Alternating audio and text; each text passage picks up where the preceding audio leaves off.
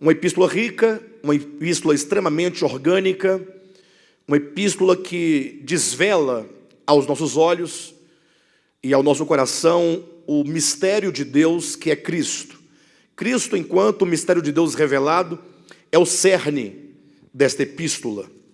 Nós vamos observar que o apóstolo Paulo vai gastar todo o capítulo 1 e parte do capítulo 2 para falar desse mistério, demonstrar esse mistério, então exortar os crentes a se manterem firmes na fé.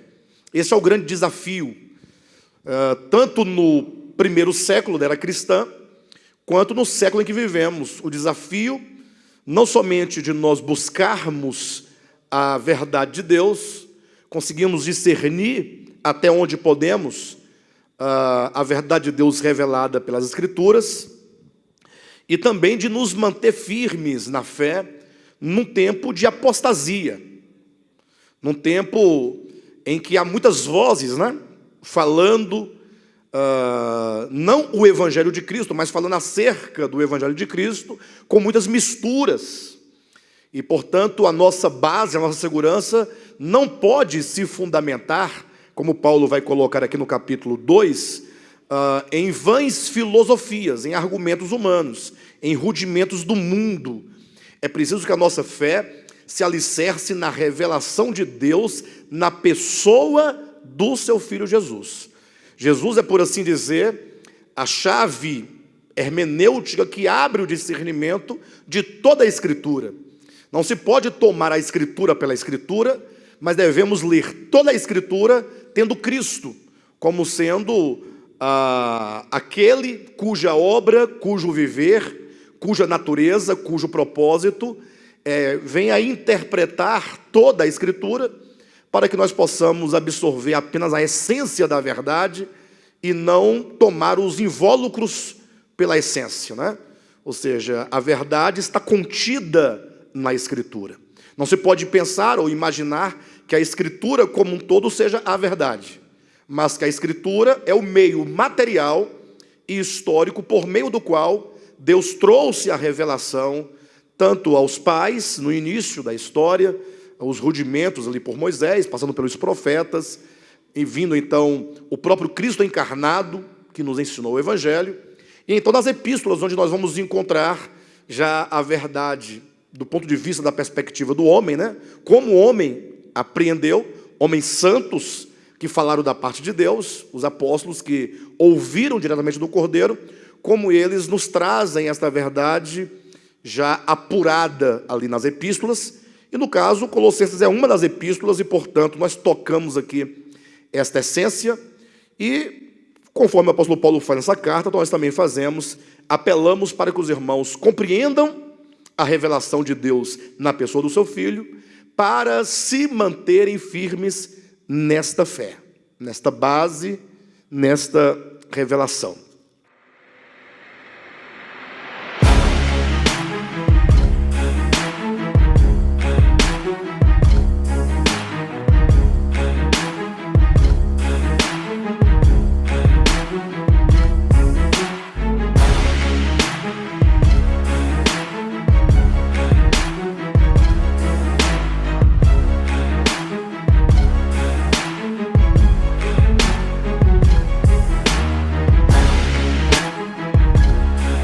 Semana passada nós começamos a falar acerca do versículo 13 do capítulo 1. Leia comigo. Ele nos libertou do império das trevas e nos transportou para o reino do Filho do seu amor. Nesse texto nós começamos a falar acerca do império das trevas. Isso porque quando se fala império das trevas, a maioria das pessoas elas passam despercebidas sobre o profundo significado dessa expressão. Isso porque a maioria das pessoas, quando ouvem ou leem o termo, a expressão império das trevas, logo eles pensam no inferno, no diabo, nos demônios, e conferem tudo a esses seres espirituais, como se porventura eles estivessem em algum lugar, do qual nós não fazemos parte, e que nós estamos livres, portanto, da mera ação territorial desses demônios. E eu não digo que não tenha alguma relação com isso, Mas essa expressão império das trevas é muito mais do que um mero aspecto territorial, geográfico, ou de algum lugar espacial em que possa prevalecer essas forças da maldade, enquanto o diabo, o príncipe das trevas, e os seus anjos caídos e os seus demônios. Nós estamos procurando compreender a abrangência maior da expressão império das trevas. E de antemão, aqui completando o que eu comecei a falar na semana passada, eu quero lembrar os irmãos de que quando o apóstolo Paulo diz que Cristo, ou que Deus nos libertou do império das trevas e nos transportou para o reino do Filho do seu amor, aqui nós temos uma assertiva paulina e uma declaração concluída. Ele diz, ele nos libertou do império das trevas. E aqui nós precisamos ir além das palavras, precisamos ir além do significado. Se você ler, por exemplo, ele, e eu perguntar o que é ele, você vai recorrer ao contexto e vai saber que é o Pai, do versículo 12. Então você apenas identificou o significado da palavra. Aí, a partir do significado de cada uma das palavras, você chega a uma conclusão. Qual conclusão? Conclusão imediata é: Deus nos libertou do império das trevas, e agora, portanto, nós estamos no reino do Filho do seu amor. Você percebe que a conclusão a que se chega, a partir dos significados, é uma conclusão óbvia e não menos tautológica. Como assim tautológica? Você entendeu o dito. Ele nos libertou do império das trevas. E aí? E qual o sentido disso? Não, ele nos libertou do império das trevas. Estamos livres do império das trevas. O que mais? E nos transportou para o reino do Filho do seu amor. Então nós fomos transportados para o Filho do seu amor. Se você perguntar para as pessoas o significado desse versículo, vão dizer isso. Vão ficar repetindo o dito. E vão se esquecer, vão esquecer do sentido que Paulo quer trazer a partir desses significados. Então, o sentido é muito mais profundo do que o significado. O sentido, ele traz todo o pensamento paulino, aquilo que, inclusive, não está dito. No caso, nós temos o dito e o não dito. O não dito é tudo aquilo que se pode dizer, que Paulo trazia no seu entendimento, mas que ele não desenvolveu por falta de tempo, por falta de espaço, ou por falta de propósito nesse sentido da carta. Ele apenas faz uma referência ao império das trevas e uma referência ao reino do Filho. Mas se você for aprofundar no sentido de cada uma das expressões, a partir de todas as cartas paulinas, de outros contextos, o sentido vai se ampliar de uma maneira tão grande, que nós vamos ficar abismados da profundidade e da riqueza que se tem aqui. Até porque Jesus também disse uma palavra, a gente poderia até comparar com esta aqui, quando ele diz assim, em João capítulo 8, versículo 32, e conhecereis a verdade, e a verdade vos libertará. Ele também fala de uma libertação, não fala? Aqui também fala de uma libertação. Ele nos libertou do império das trevas. Jesus também fala de uma libertação. Só que Cristo coloca uma condição. Aqui coloca um fato consumado. Ele nos libertou do império das trevas, é um fato. E nos transportou para o reino do Filho. Jesus disse, olha, só há libertação verdadeira quando se tem o conhecimento da verdade. O que implica que o que nos torna escravos é a mentira, é o engano, é a ignorância, são as trevas. Trevas enquanto sinônimo de ignorância, de não saber, de não conhecer. Razão por que Cristo diz que não há libertação efetiva sem que se conheça a verdade. Nós somos escravos de tudo aquilo que nós desconhecemos. Uma frase que alguém já disse, não vou me recordar quem falou essa expressão, que nós somos escravos de tudo aquilo que não conhecemos, mas é a mais pura verdade. Bem, mas e o que Paulo então diz imediatamente? E o que nós queremos trazer para os irmãos?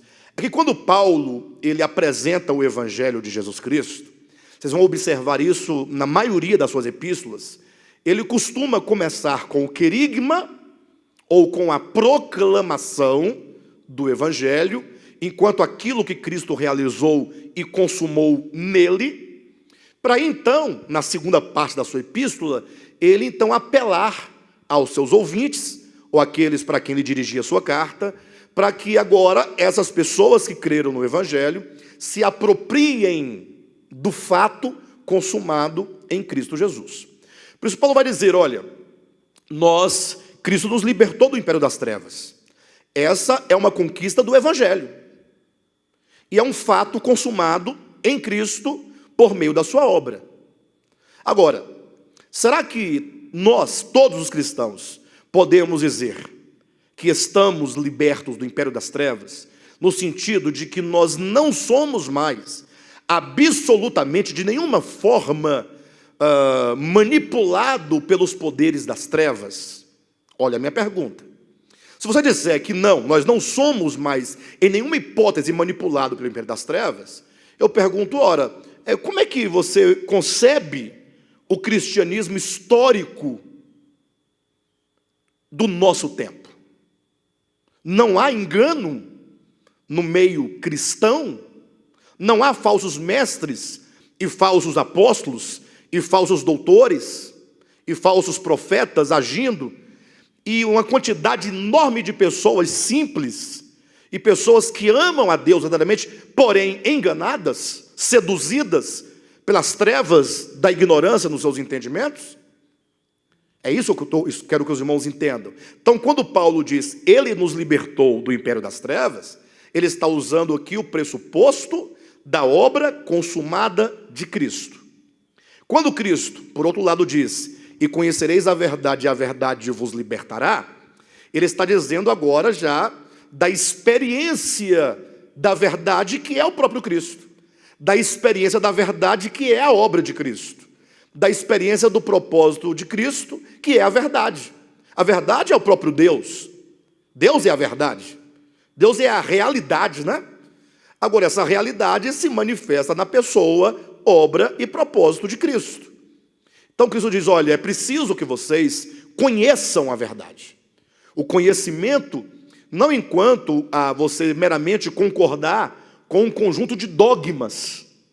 Ora, o que nós vemos ao longo da história da igreja, você olha para a igreja católica romana, por exemplo, ali em todo aquele 1000 anos de predomínio papal, durante a era das trevas, inclusive esse nome não é dado pelos cristãos, nem protestantes, mas a própria história chama esse período de era das trevas, a Idade Média. Se você observar, quantos dogmas não foram estabelecidos pela igreja? E eu pergunto, em que resultaram tantos dogmas na vida das pessoas? Veio a reforma protestante e reformaram os dogmas. Tiraram aquilo que não condizia, segundo ali os pais do protestantismo, né? E estabeleceram novos dogmas. E eu pergunto, e o que resultou em tudo isso? Qual foi o resultado efetivo? Entra para o movimento carismático, pentecostal, neopentecostal, as igrejas evangélicas têm menos dogmas, mas também tem dogmas. Na verdade, tem tantos dogmas quanto os demais. A questão é que são dogmas de outra natureza, são menos consistentes, mas tem também. E em que resultou tudo isso? Então, nós não podemos pensar em conhecer a verdade nesse sentido. Mas a verdade é algo que se revela acerca de Deus. Aquilo que Deus é, quantos sabem de fato o que é? O que Deus é? Como Deus é? Como Deus trata as suas criaturas? Afinal, como Deus se relaciona com as suas criaturas? Será que a teologia que nós temos recebido, com respeito ao caráter de Deus, aos atributos de Deus, da forma dogmática como recebemos, está de acordo com a verdade que é Cristo? Para os irmãos entenderem essa questão da realidade que é Deus, a verdade que é Cristo, assim, Deus é a realidade absoluta, a realidade suprema. Não existe realidade fora de Deus. E Deus é a única realidade em tudo que há e fora de tudo que há. Ele é, nada mais é. Tudo o que existe são fenômenos que procedem da realidade. Por isso que é dito que Deus, ele é. O próprio termo Yahvé significa aquele que é. Ou Jeová, aquele que é. Ou o tetragrama judaico, aquele que é. Pronto. Ele é a realidade suprema e absoluta. Acerca dessa realidade suprema e absoluta, é dito que ninguém jamais viu nem é capaz de ver. Então, se ninguém viu nem é capaz de ver, ninguém está autorizado a falar sobre ele. Ah, mas fulano falou, Beltrano disse, o Cicrano repetiu, e nós temos tantos profetas extra-bíblicos, como profetas bíblicos. Qual deles, ou quais deles podem falar o que Deus é, se ninguém viu a Deus? Ninguém pode falar. Daí, essa realidade absoluta envia ao mundo, feito carne, o seu próprio Filho. Aquele de quem é dito, aquele que está no seio do Pai. Estar no seio significa que ele conhece a parte mais íntima e profunda do coração do Pai. Ele conhece o coração, a alma, o âmago, a mente do Pai. Ele não conhece apenas o Pai porque o viu, ou porque esteve ao lado dele. Não, o Filho, ele procede das entranhas, no sentido de que ele sabe exatamente quem é o Pai, quem é Deus, quem é essa realidade. Quando então o Filho vem ao mundo para mostrar ao mundo esse Deus que ninguém jamais viu, ele o mostra no seu viver, no seu falar, no seu agir. E, portanto, quando eu olho para Cristo, para compreender a realidade, esse Cristo revelação é a verdade. Já ouviram, existe até mesmo, um vício, né? Se não de todas as denominações, de falar, não, nós temos a verdade. Então, por exemplo, a Adventista do Sétimo Dia diz, nós temos a verdade. Ah, muito bem, o que é verdade? Não, nós temos o conhecimento da lei, dos 10 mandamentos, o sábado do sétimo dia, a dieta da alimentação. Aí você vai em outro grupo, não, nós temos a verdade. Nós descobrimos, olha a descoberta, que a mulher deve usar o véu, se deve lavar os pés, ou aí outro grupo falar em línguas, o outro dar o dízimo. O que chamam de verdade é um conjunto de doutrinas arranjadas dentro da Escritura, para dizer que se você cumprir tais e quais regulamentos, regras ou doutrinas, você está na verdade. Mas Jesus fala, não, eu sou o caminho, a verdade e a vida. A verdade é uma pessoa. A verdade é aquilo que está em completa harmonia com a realidade. Então eu só posso falar que eu tenho a verdade, ou que eu estou na verdade, se o meu olhar em relação a Deus passa por Jesus Cristo. Jesus Cristo, portanto, é aquele que revela o ser. Então, buscar a verdade e nos manter firmes na verdade é olhar sempre para Cristo.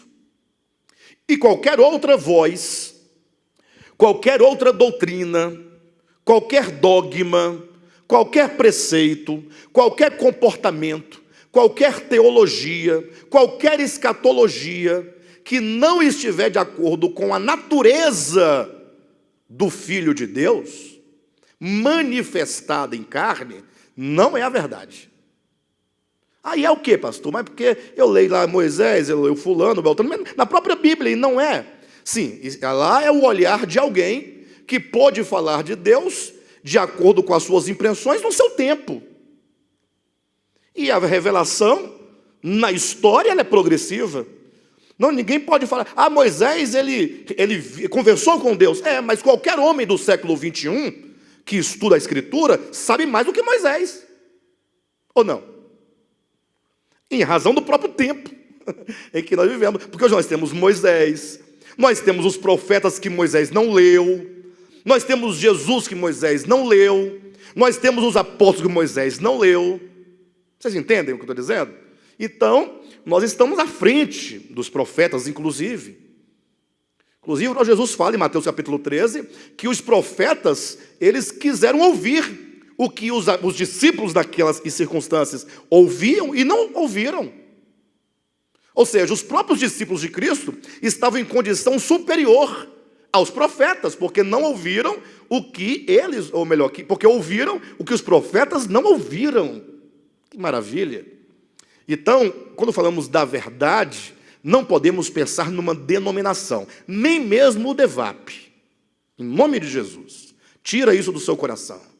Agora, cuidado para que você não tome essa minha palavra por desprezo. Porque às vezes as pessoas elas precisam de um pretexto para desprezar algo. A pessoa despreza o congregar, o reunir, o ministério. O pastor disse que não devemos ter nem o de volta à palavra por verdade. Mas é lógico que não. A verdade é suprema. A verdade é Deus manifestado em carne na pessoa de Jesus Cristo. Ponto final. Agora, não despreze. Então a verdade é Jesus. Devemos olhar para Ele. E esta carta vai revelar isso. Então a experiência da verdade, ou que seja o conhecer a verdade para a nossa libertação, depende de o quanto as trevas do seu entendimento são dissipadas. Por isso a expressão império das trevas, ela deve ser compreendida amplamente. A palavra império, inclusive muitas vezes, até por vício, eventualmente a gente ouve muito se falar, porque o reino das trevas, né? O reino das trevas. Não há reino das trevas. Há o reino de Deus. Reino de Deus, reino é uma coisa legítima. Basileia, uma coisa legítima. Agora, império, embora possa ser legítimo, nem sempre há legitimidade. Veja, antigamente, como que havia nações que iam conquistando territórios na base da força, e na medida que eles conquistavam, eles aumentavam o seu império, o seu domínio. O domínio, não raras vezes, pode ser usurpado. Não se pode confundir reino com império, sobretudo em sentidos bíblicos. Até porque o próprio termo grego aqui é diferente. Reino, basileia, fala de uma autoridade que governa sobre um território, sobre um povo, de maneira legítima. Ao passo que o termo império, exousia, embora seja uma palavra positiva, mas ela tem uma outra denotação. Não necessariamente de um território físico ou geográfico. A palavra exousia é uma palavra que nós poderíamos resumir o seu sentido da seguinte maneira. Podemos colocar assim, seria a autoridade que se exerce dentro de uma circunscrição. É a liberdade de agir e de dominar, de controlar um território, é um governo ali. Não pela força, como dizia aqui domingo, que a palavra poder, dunamis ou dinamis, de onde vem a ideia a raiz da palavra dinamite, explosão, força. Ao passo que a autoridade não implica necessariamente a força. Até nós falávamos há muito tempo, um exemplo, você imagina vindo ali uma patrola muito grande, né? Bem grande, aquela patrola, né? Com aquelas rodas grandes, aqueles pneus grandes, aqueles ganchos, tudo, e vem vindo, e aí tem um guarda de trânsito, que ele, com apito, ele pede para parar. Aí nós perguntamos, quem ali tem a força? O guarda ou a patrola? A força. Força. A patrola passa por cima do guarda e acabou, destruiu a vida dele. Mas quem tem a autoridade? O guarda. A autoridade não implica necessariamente a força. Então, quando o apóstolo Paulo diz que ele nos libertou do império das trevas, devemos entender que esse império das trevas, ele significa a circunscrição na qual há uma autoridade dominando. Aí eu pergunto, e onde é esse território onde tal autoridade das trevas predomina? Alguém conhece? Será que é no Iraque? Porque o Iraque tem tanta guerra, né? Será que é lá? Já sei. Talvez seja na África do Norte. Tanta pobreza, tanta dificuldade, tantas doenças. Será que não está lá, não? Não, já sei. Talvez seja Roma, né? O território lá de Roma, lá onde o Papa está, não seria lá? Aí, se você quiser ir, você iria, né, a Roma, e você estaria lá no Império das Trevas. Então, nesse sentido, não, alguém diria, não, esse Império das Trevas é o inferno. É um lugar onde há fogo, almas gemendo, e o diabo é que governa ali, aquela região. Até alguém uma vez disse que o diabo é tão sem futuro que nem a chave da casa dele ele tem, porque Jesus tomou a chave da morte e do inferno. Então daí vocês tiram a mentalidade. Outros dirão, não, pastor, eu posso falar, Império das Trevas são as regiões dos ares. Ares. Sabe aí onde nós vemos os aviões passar? Se não for ali, é um pouquinho mais acima, dali. Aí a pessoa faz uma viagem de avião, lá em cima, tal, e ele fica olhando, procurando, para ver se vê uma sombra, um vulto, alguma coisa. Não vê nada. Onde é esse território onde essas trevas trabalham? Onde as trevas exercem influência e, não raras vezes, autoridade. Onde será? Bem, nós lemos semana passada, eu quero reler com vocês. Abra sua Bíblia em 2 Coríntios, capítulo 4. Quero retomar os dois textos que nós lemos semana passada, que é 2 Coríntios, capítulo 4, e também Atos 26, tá? Então vamos primeiro para Atos 26. Achem aí. E nós voltamos para cá. Atos 26, versículo 16 a 18. Isso aqui é Jesus que apareceu em ressurreição, ou depois de sua ressurreição, para Saulo de Tarso no caminho de Damasco. E o Cristo ressurreto diz assim para Saulo: mas levanta-te e firma-te sobre teus pés, porque por isto te apareci, para te constituir ministro e testemunha, tanto das coisas em que me viste, como daquelas pelas quais te aparecerei ainda, livrando-te do povo e dos gentios, para os quais eu te envio. Então, presta atenção. Até aqui, Cristo aparece para Saulo e fala: olha, Saulo, eu apareci para você, e vou aparecer a ti muitas vezes ainda, porque eu quero te constituir um ministro, te constituir uma testemunha e, consequentemente, um ministro. Testemunha da minha ressurreição. Você está falando comigo. Você poderá dizer que você é testemunha da minha ressurreição, porque você conversou comigo depois da minha morte, estando já eu ressurreto. Então, Saulo se tornou uma testemunha, ele esteve com Cristo ressuscitado. Não somente os primeiros 12 tiveram, ou que sejam os 11, tirando Judas, estiveram com Cristo ressurreto. Saulo também esteve com Cristo ressurreto.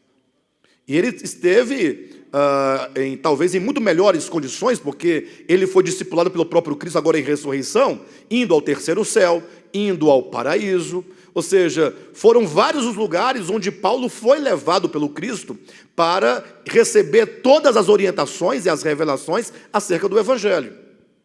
Então Paulo seria constituído ministro.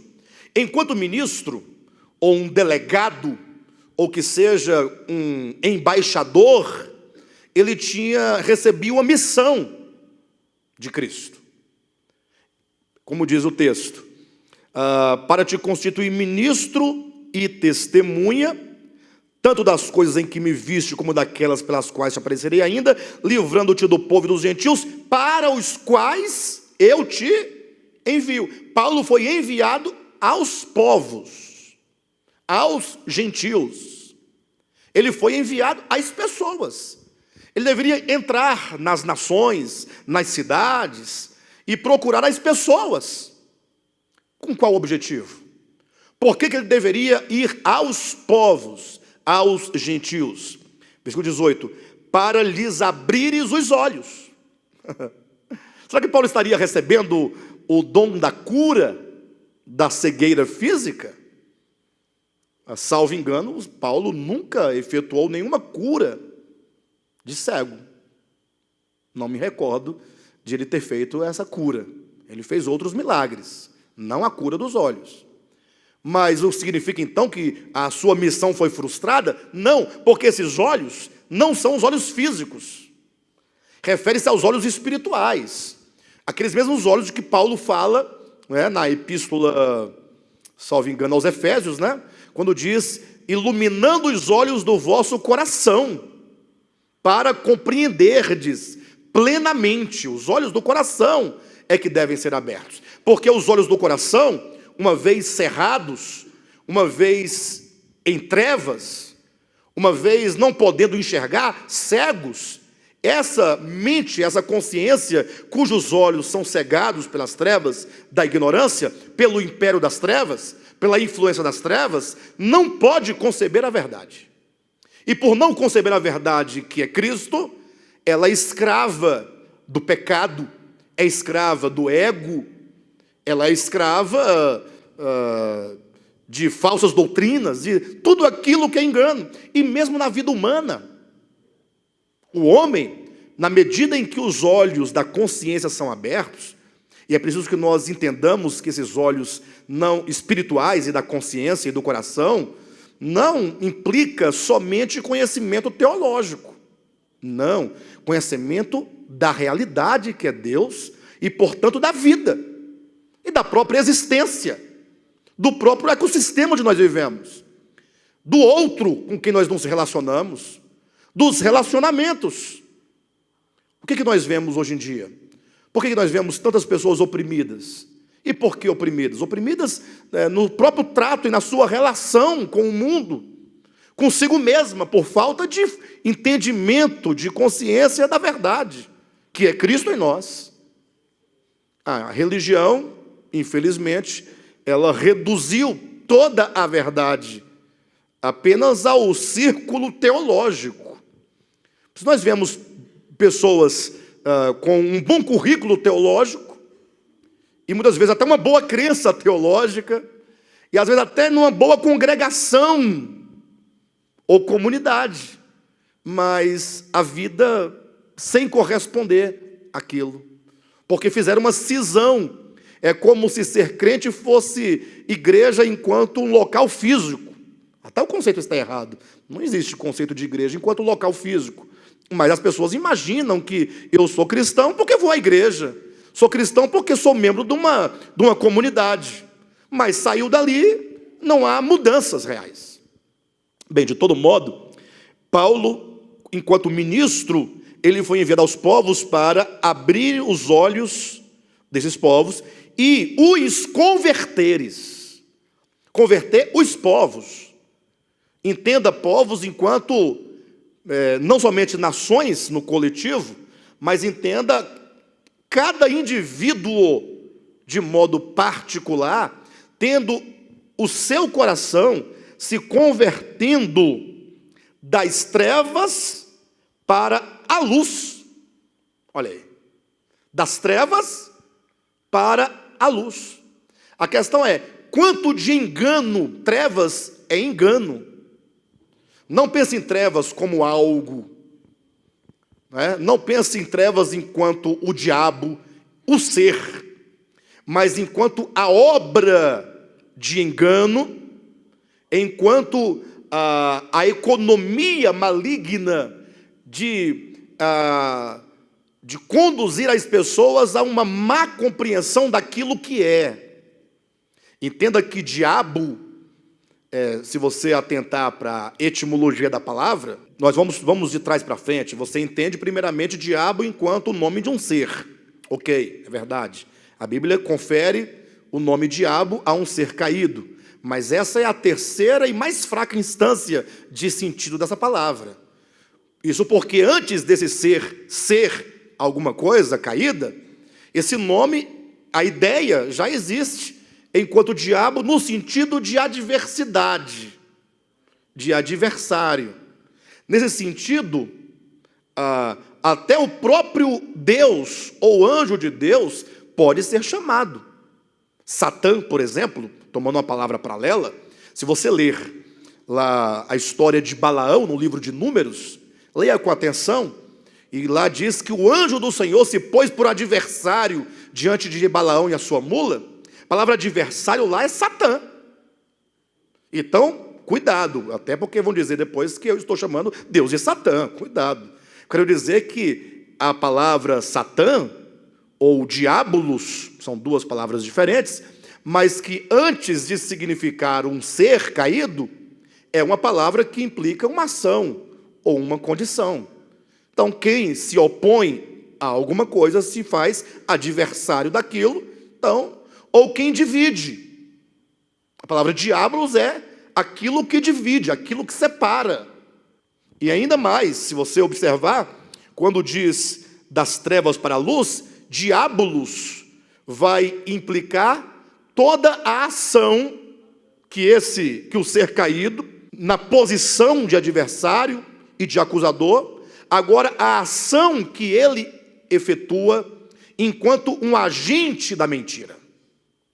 Viram as três instâncias? A terceira, mais fraca, é a denominação de um ser caído, mas aí nós temos a posição na qual esse ser se encontra. Ele assumiu uma posição de adversidade e de rompimento com Deus, mas ele não para apenas nisso, ele segue agora num propósito de enganar. E lá no princípio ele começou a enganar primeiramente os anjos, depois ele foi enganando as criaturas pré-adâmicas, depois enganou o homem, e nunca parou de enganar. Existe uma voz de engano, e essa voz gera um saber, ou um pseudo-saber. Essa voz vai gerar um pseudo-entendimento, ou entendimento equivocado sobre o que é a verdade. Então, por exemplo, se você olhar para Gênesis capítulo 3, o que a serpente disse sobre Deus? O que a serpente disse para Eva? Aí nós temos a dinâmica da queda, enquanto um protótipo do que acontece em toda a história.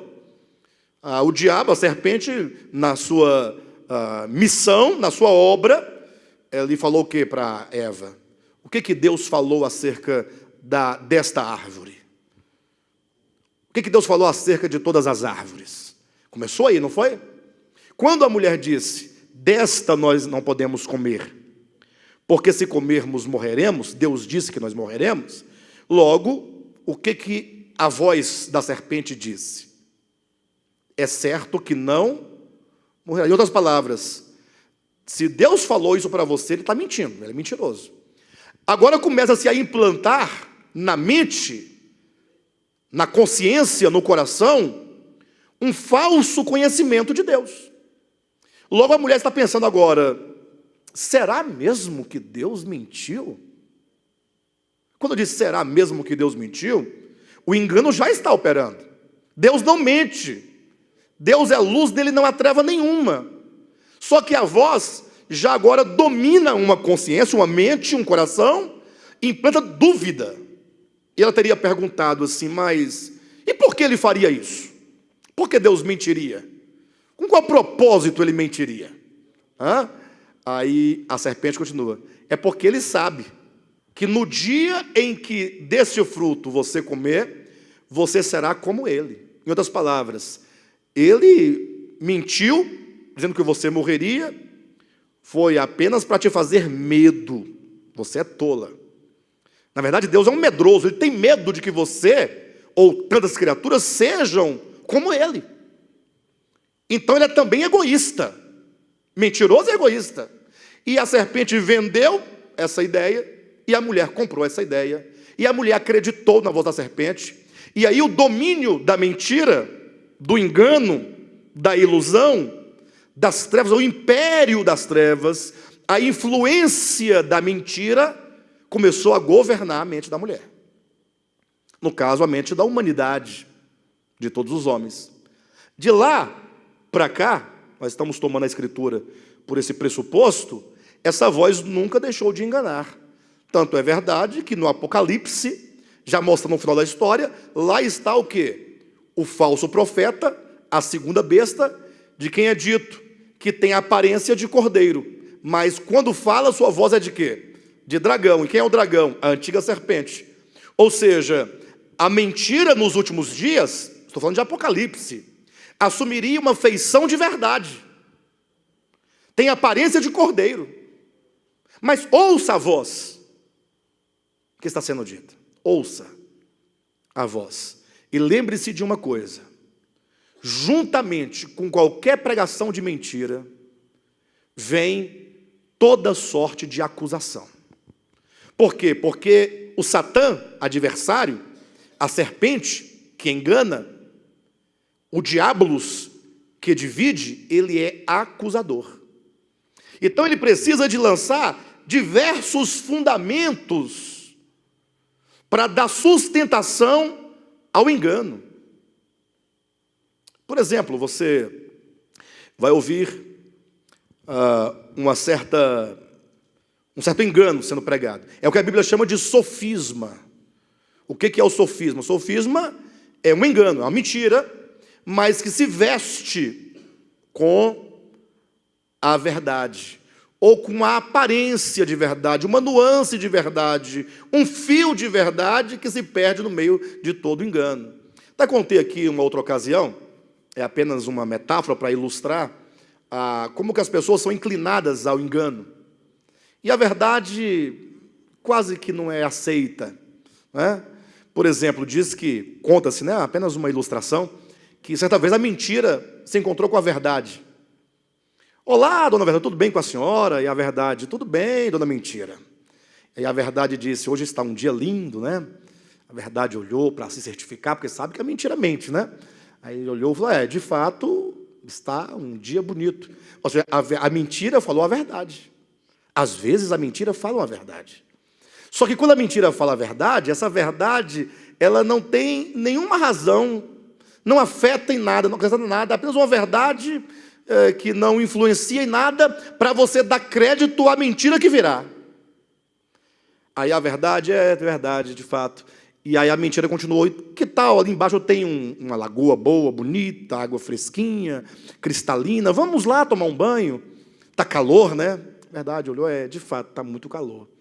Aí foi lá se certificar se tinha a lagoa mesmo. Estava lá a lagoa, tudo certinho. Entraram, estão lá as duas mergulhando, tiraram suas vestes, lógico, né? Se despiram para poder tomar o seu banho. Estão tomando banho as duas. Aí quando a mentira dá um mergulho profundo, a verdade mergulhou lá profundo. Quando ela sobe, cadê a mentira? Já tinha saído da água. Quando olhou, lá estava do lado de fora a mentira, vestindo as vestes da verdade. E a mentira ele foi embora, vestida com a veste da verdade. Saiu a verdade nua, olhou e falou, não vou vestir as vestes da mentira, porque eu sou verdade. Eu vou sair nua mesmo. E saiu nua. Aí eu pergunto para vocês, quando as pessoas se depararam com a mentira vestida de verdade, e se depararam com a verdade nua, para qual que as pessoas tendem a dar maior credibilidade? A mentira, que se aparenta com a verdade, mas a essência é o engano. É dito que nos últimos dias, prestem atenção, o ministério da iniquidade, essa voz que engana da serpente, que mente contra Deus, que fala contra o caráter de Deus, os atributos de Deus, ela teria aparência de cordeiro. Porém, quando proferisse as palavras ou emitisse a sua voz, se reconheceria pela voz que era o falar do dragão, o falar da serpente. Então, esse império, entenda enquanto essa influência forte que chega a ser um domínio nas mentes das pessoas. Gente do céu, em nome de Jesus, não que nós conhecemos a verdade, não é isso, mas o pouco que nós conhecemos, que ainda é muito pouco, é quase nada que nós conhecemos, que nós conseguimos perceber, porque ainda perceberemos muito. E quando chegarmos na eternidade, é que nós vamos começar a conhecer de fato, não é? Mas quando você tenta passar algo para alguém, algo tão bonito, tão belo, tão maravilhoso, mas as pessoas, elas não desejam por isso. Lembram do que o apóstolo Paulo diz na segunda carta a Timóteo, no capítulo 4, quando ele fala, prega, insta, a tempo e a fora de tempo, porque haverá tempos em que os homens não suportarão a sã doutrina. Pelo contrário, eles vão se cercar de mestres segundo a sua própria cobiça, como que sentindo coceira nos ouvidos, e passarão e darão ouvidos às fábulas, e darão as costas à verdade de Deus. Nós vivemos esse tempo dessa cegueira, e é uma contradição no sentido de que, teoricamente, o homem, quanto mais ele avança na linha do tempo, nos parece que ele deveria ter maior compreensão, maior clareza, maior visão. Mas não. O homem está cada vez mais dominado pelas trevas. O engano, pela mentira. Para lhes abrires os olhos e os converteres das trevas para a luz e da potestade de Satanás para Deus, a fim de que recebam eles remissão de pecados e herança entre os que são santificados pela fé em mim. 2 Coríntios capítulo 4, veja aqui comigo esse outro texto, versículo 3 em diante. Faça os links entre cada uma das informações. Mas se o nosso evangelho ainda está encoberto, entenda, o evangelho é a revelação, é Cristo manifestado aos homens, é Deus revelado aos homens por meio do seu Filho. Mas é possível que esse Cristo, que já se revelou e já se manifestou na história, ainda esteja encoberto para alguém. Então, não é porque o evangelho está sendo pregado e Cristo já se manifestou que todos sabem. Não, o evangelho para muitos ainda está encoberto. Como diz, mas se o nosso evangelho ainda está encoberto, é para os que se perdem que está encoberto. Nos quais, neles, nos quais, não é interessante essa expressão? Nos quais o Deus deste século cegou o entendimento dos incrédulos. E aqui há um detalhe. Quando fala dos incrédulos, o que nós pensamos? O que você pensa? No católico, no macumbeiro, no espírita, no bêbado, no drogado, na prostituta, no baladeiro, não é assim? Ou seja, nós pensamos que incrédulos são todas as pessoas que não têm a mesma fé objetiva que nós temos. Para nós incrédulos, por exemplo, eu diria assim, eu tenho tios, como eles não são evangélicos, diria, aí eu dizia, antigamente eu dizia isso, são incrédulos. A pessoa se converte à igreja evangélica e diz, minha família é incrédula. As mulheres falavam muito, meu esposo é incrédulo. E a palavra incrédulo é tão simples de se entender, é não crédulo, é aquele que não crer. Ah, pastor, então está certo, eu creio no evangelho. E, portanto, se o fulano não crê no que eu creio, ele é incrédulo. Aí eu pergunto, você é crédulo em quê? No evangelho. Qual? Como assim qual? Ora, é porque há muitos evangelhos. Verdadeiro só um. Mas falsos são diversos. Paulo diz isso, salvo engano, em 2 Coríntios capítulo 10, versículo 3, quando ele diz, se alguém vos prega outro evangelho, ou evangelho diferente do que tendes recebido, se alguém vos prega outro Jesus, que não temos pregado. Ora, então, a própria Escritura diz. Então, nós temos que nos certificar se, porventura, nós somos crédulos ou incrédulos. Eu conheço uma série de crentes que não creem no Evangelho de Jesus Cristo. Eu creio, eu conheço. Muitos. Você apresenta o Evangelho de Cristo e eles vão dizer que também tem o Evangelho de Cristo. Vão te apresentar, vão fazer a sua teologia sistemática. O problema é que quando se faz o arranjo, e arranjo é muito perigoso. Gente, eu sempre preguei contra arranjos, mas nunca percebi a perversidade dos arranjos, senão há pouco tempo para cá. Porque às vezes o arranjo é bem intencionado, o arranjo é bem elaborado. O problema é que todo arranjo é apenas a conexão de partes que deixa de fora o todo. E o princípio hermenêutico de interpretação e, sobretudo, de compreensão é que as partes não podem definir a si mesmas por si mesmas. As partes elas devem ser compreendidas a partir do todo. Quando alguém pega um versículo, 2 versículos, 3 versículos para fazer uma asseveração, ignorando o todo, ele faz um arranjo. E como a maioria das pessoas não conhecem o todo, E o todo é muito difícil de conceber, porque dá muito trabalho conceber o todo. Não que eu tenha a visão do todo, mas eu procuro, nas minhas limitações, olhar o todo. Por isso algumas pessoas fazem algumas críticas, né? O pastor Alexandre quer falar alguma coisa, aí ele vai lá atrás, começa lá de trás, aí demora, vê a pregação todinha.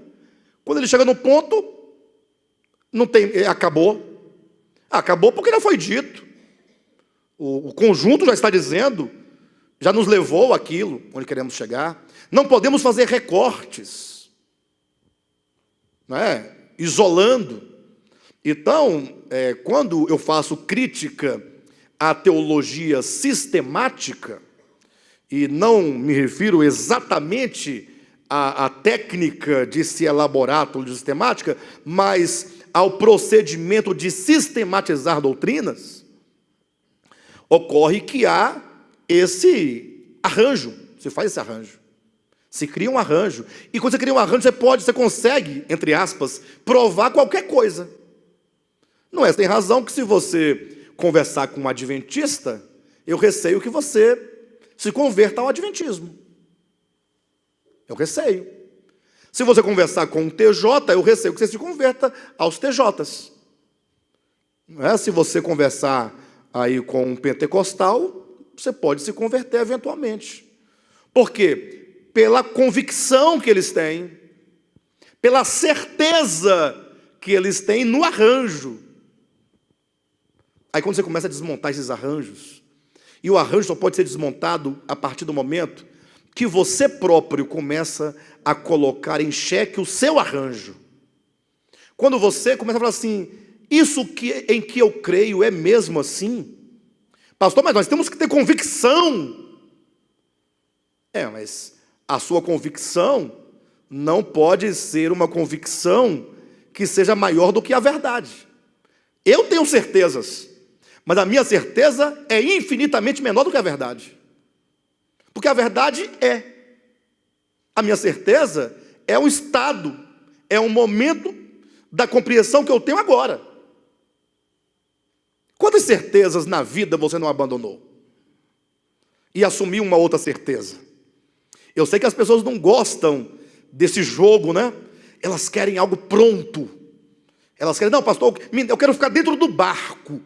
No barco pode até ter tempestade, mas eu sinto o fundamento debaixo dos meus pés. Ora, mas o que é um barco no meio do mar? Você chama isso de segurança? E se esse mar engolir o seu barco? Mas as pessoas acham que um barco é seguro. Não é seguro. Parece, você está sentindo. Mas um barquinho no meio do mar, ele é menos do que nada. A força do mar é muito maior. A nossa certeza tem que ser como aquela, quando Jesus falou, Pedro, desce do barco, ande sobre as águas. Aí ele começou a andar, não tinha fundamento lógico, mas tinha o fundamento da fé. Então a minha certeza é na fé, eu creio. E esse meu crer é um crer constante e um crer que cresce, e um crer que aumenta, e um crer que evolui, porque o meu crer, ele passa pela pessoa que eu sou neste momento, nos quais o Deus desse século cegou o entendimento dos incrédulos, para que lhes não resplandeça a luz do evangelho da glória de Cristo, o qual é a imagem de Deus. Irmãos, que maravilha. Que maravilha. Em que consiste de fato as trevas? E em que consiste de fato a luz? Veja que o texto que nós estamos tratando, Colossenses 1,13, diz, ele nos libertou do império das trevas e nos transportou para o reino do Filho, do seu amor. O versículo 12, o versículo anterior, fala da herança dos santos na luz. Esse reino do Filho, portanto, é o reino da luz. Então, o que vamos discutir sobre luz e trevas? É o que comer ou o que não comer, o que vestir ou o que não vestir? Não, está aqui, ó. o Deus desse século cegou o entendimento dos incrédulos para que não lhes resplandeça, ou para que lhes não resplandeça a luz do Evangelho. A luz do Evangelho da glória de Cristo. Então eu tenho o Evangelho, eu tenho a glória, eu tenho Cristo. Cristo é a manifestação. Essa manifestação é a glória. Glória é manifestação. Então a pessoa de Cristo tem uma glória. Ele tem o quê? Uma manifestação. Ele manifestou-se ao mundo. Ele se manifestou no mundo.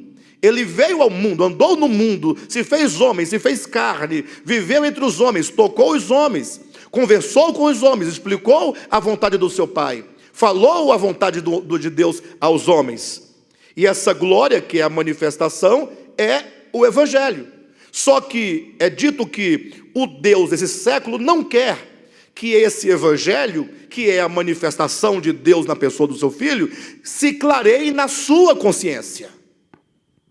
Ele não quer que você saiba exatamente quem é Cristo, para que você não saiba então quem é Deus. E se você não souber quem é Deus, por não conceber a pessoa de Cristo, os atributos de Cristo, a natureza de Cristo, a verdade que é Cristo, você vai conceber um falso Deus. Lembram que é dito lá, ainda no tempo do rudimento, não farás para ti imagem, nem semelhança do que está nos céus, e na terra, e debaixo da terra. Lógico que essa imagem que nos é proibida reproduzir, não é de qualquer ser no céu, na terra e debaixo da terra. Se eu fizer a imagem de um cachorro, está errado, é na terra. Não, é Deus, que é transcendente e imanente. Esse Deus que a tudo preenche. Ao homem é vetado produzir qualquer imagem de Deus. Porque quando o homem tentar produzir uma imagem, ele fará certamente uma imagem à sua própria imagem. É a partir das minhas convicções que eu crio imagem de Deus. Por isso que há Deus de toda sorte. Há Deus que fura pneu de carro, porque o indivíduo não deu o dízimo. Há Deus que funde motor de carro, porque o indivíduo não deu aquela oferta especial. Há Deus que mata o filho do outro de câncer. Há Deus que coloca câncer nas pessoas. Misericórdia.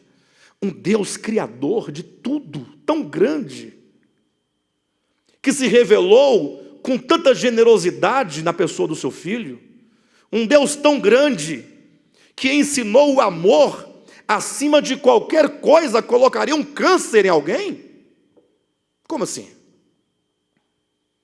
Teria ele reservado nos céus taças com veneninhos para destruir o rio, ou os rios que ele criou? Ele criou os rios, sabia de toda a história, sabia do pecado do homem, e ao mesmo tempo que criou os rios, também criou os veneninhos para ele destruir o rio. Para quando o homem for beber água e não ter água potável, ele fala assim: e agora? Você não me vence? Eu não te dou água, eu te privo da água potável, porque eu torno as águas amargas. Ora, não foi isso que Jesus disse. Jesus falou que o Pai Celestial, Ele dá o sol e a chuva para os bons e para os maus. E Ele nunca irá reter aquilo que Ele deu, porque Deus é amor, Deus é bom, fiel é Deus.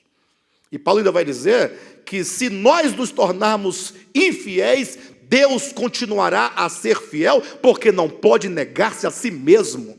Ou seja, Ele não pode agir contrário àquilo que Ele é em natureza. Por isso que Ele é fiel a si mesmo.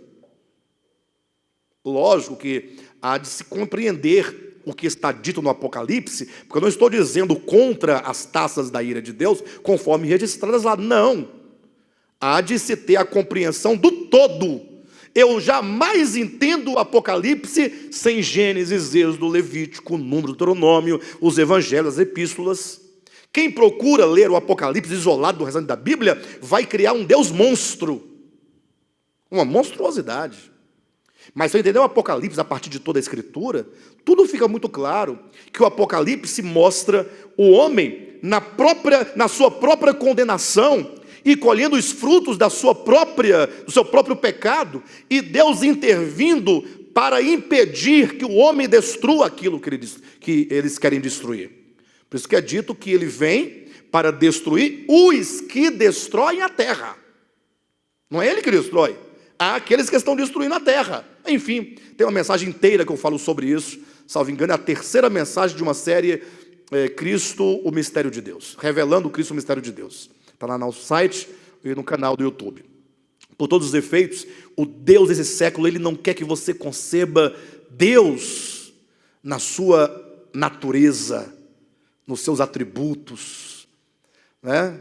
Se você quiser conhecer sobre Deus, de maneira bem rudimentar, está lá, Paulo vai dizer aos Romanos, capítulo 1, que os atributos invisíveis de Deus, assim como a sua própria divindade, se manifestam nas coisas que foram criadas. Tudo que Deus criou é bom, tudo. Se há alguma coisa má, são os pecados dos homens sobre aquilo que é bom que Deus criou. Enfim, nos quais o Deus desse século cegou o entendimento dos incrédulos, para que não lhes resplandeça a luz do evangelho da glória de Cristo, o qual é a imagem de Deus. 4 pontos aqui. Nós temos Cristo, que é Deus encarnado. A glória de Cristo, que é Cristo revelado. Cristo manifestado. Glória é manifestação. Nós temos o evangelho, que é esse Cristo manifestado. E esse Cristo manifestado, portanto, é o quê? A imagem de Deus. Observa que todo o problema da cegueira é sempre para que você não conceba verdadeiramente aquilo que Deus é. Isso está em pleno acordo e harmonia com o início, a protologia bíblica, quando demonstra que o pecado original de Lúcifer, o pai de quê? O pai da mentira, foi exatamente encher o seu coração de iniquidade. Aí é preciso ir lá ao texto, a palavra hebraica, para entender que a palavra iniquidade lá significa difamação e palavras ditas contra alguém. É o sentido. É o que ele tem feito e fará sempre. De modo então, que o versículo 5 fala: porque não nos pregamos a nós mesmos, mas a Cristo Jesus como Senhor, e a nós mesmos como vossos servos por amor de Jesus. Porque Deus, versículo 6, que disse, das trevas resplandecerá a luz, Ele mesmo resplandeceu em nosso coração, para iluminação do conhecimento da glória de Deus, na face de quem? Na face de Cristo. Então a única maneira de nós sermos verdadeiramente libertos de qualquer influência das trevas na nossa consciência, nesse território, nessa circunscrição da nossa mente e da consciência do coração, é nos voltando para a face de Jesus. Interessante, eu quero finalizar esse estudo demonstrando o que está aqui em Apocalipse, capítulo 20. Abra sua Bíblia. Então vi descer do céu um anjo, a partir do 1, tinha na mão a chave do abismo e uma grande corrente. Ele segurou o dragão, a antiga serpente, que se chama Diabo, Satanás, e o prendeu por 1000 anos. Veja que há uma profecia de que no final, antes da eternidade, ainda há um período de 1000 anos, em que o dragão, a antiga serpente, diabo, Satanás, será preso. Então, olha a economia divina. Chegará um tempo em que toda esta ação será limitada, aprisionada. Versículo 3: lançou-o no abismo, fechou-o e pôs selo sobre ele, para que não mais enganasse as nações. Então, veja claramente a obra dele. Está todo mundo com medo de macumba, mas medo de macumba é só uma obra de engano dele. Se você conhecer a verdade, você não vai ter medo dessas coisas. Não vai desrespeitar os que fazem, mas você não terá medo, Por que que hoje em dia, por exemplo, se fala igrejas, igrejas grandes, tal, com bispos e tudo, que dizem, olha pessoal, nós estamos entrando agora, nós estamos no mês de julho, cuidado, nós vamos entrar no mês de agosto. Então vamos nos preparar para o mês de agosto. Vamos ter que fazer uma campanha, jejuns. Ora, o que tem o mês de agosto? O mês de agosto não sabe que ele é agosto. São dias de 24 horas, que somados 31 dias, se chama agosto, naquele setor ali antes de julho, depois de julho e antes de setembro. Mas se você mudar o calendário, o agosto pode se tornar o janeiro. Não dá nada, não tem nenhuma magia, não tem espírito, não tem nada. É só um engano. E as pessoas são seduzidas com isso. Então veja como que, a que nível nós chegamos, Século XXI, com medo do mês de agosto. Aqui é muita gente cristã e usa a Bíblia para poder demonstrar isso. Então a obra de Satanás é enganar. E ele vai usar todos os enganos. Todos. Desde o engano dos pecados, para que os homens encontrem prazer nos pecados. O engano da riqueza, daquilo que é passageiro. Um engano teológico. Um engano com respeito à vida e à morte, à vida eterna, de modo que o homem fique preso em qualquer coisa que não seja Cristo, ali aprisionado, numa cadeia circunstancial, no entendimento, meramente no entendimento. Então é dito que ele será preso para não mais enganar as nações. Por isso é que é dito também no Apocalipse, que Cristo vai reinar nessa época com cetro de ferro. Cetro de ferro. Mas não pense cetro de ferro, porque a palavra cetro dá a ideia de um bastão de ferro que vai quebrar os vasos, como se fossem os homens como vasos de barro. Aí logo a pessoa pergunta, então vai ser uma ditadura? Mas que tipo de reino Jesus vai instaurar? Você está pensando num reino de homens terrenos? Quem pensa que cetro de ferro é uma ditadura, ou seria uma espécie de ditadura, não está entendendo. Se o diabo, aquele que engana as nações, será preso, e no lugar do engano vai prevalecer o cetro de ferro, basta você abrir aqui, e aqui com esse texto eu encerro, 2 aos Coríntios, capítulo 10, quando Paulo diz no versículo 4, porque as nossas armas, ou porque as armas da nossa milícia não são carnais, e sim poderosas em Deus, para destruir o quê? Fortalezas, anulando nós o quê? Sofismas, e toda altivez que se levante contra o conhecimento de quem? De Deus, e levando cativo todo o pensamento à obediência de Cristo. Ora, são armas espirituais.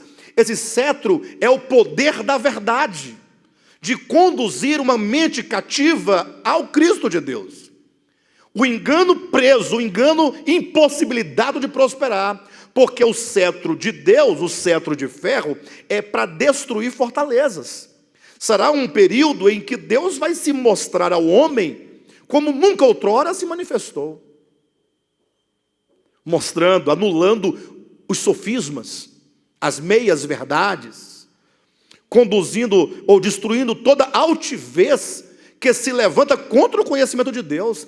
Será um reino de revelação, em que a verdade vai prosperar no entendimento. Se vai consolidar-se efetivamente no coração, vai depender do final do milênio, quando é dito, lógico, tudo é simbolicamente, que o diabo será solto e sairá a seduzir as nações. É quando Deus dará a essas nações a chance do exercício da escolha entre a verdade e a mentira. E quantos ficarem do lado da verdade, entrarão para a eternidade com Deus. Então, acredito que essas 2 ministrações foram suficientes para os irmãos entenderem esse império das trevas, enquanto esse agir do engano na consciência. Cuidado, a minha insistência toda é para que você não fique com medo do demônio. Porque as pessoas têm medo de demônio, elas têm medo de ver um demônio. Aí eu te pergunto, se você, Josué, vir um demônio, o que ele pode fazer contra você? Talvez dê um susto assim, você não estava esperando aquela alma, né? Aquela coisa, você não estava esperando, né? Mas por que os homens têm tanto medo de possivelmente ver um espírito, um demônio, alguma coisa, mas não temem a obra das trevas que opera na mente? Então, esse é mais um engano, que você tenha medo do demônio. Você com medo do demônio, o demônio falou assim, esse é meu engano. Porque enquanto você pensa que todo o problema está em ver um demônio, você está tranquilamente ouvindo, aceitando, submetendo a toda a autoridade, a exousia, a influência do engano e das trevas na sua mente. Olha que coisa. Por isso devemos nós nos voltar para a verdade que é Cristo, para que essa luz da glória do Evangelho, na face de Cristo, com a imagem de Deus, resplandeça dentro de nós, nos tornando cada vez mais claros acerca de quem é Deus, de quem somos, do que é o mundo, enquanto cosmo, do que é a vontade de Deus, para sermos verdadeiramente livres. Amém?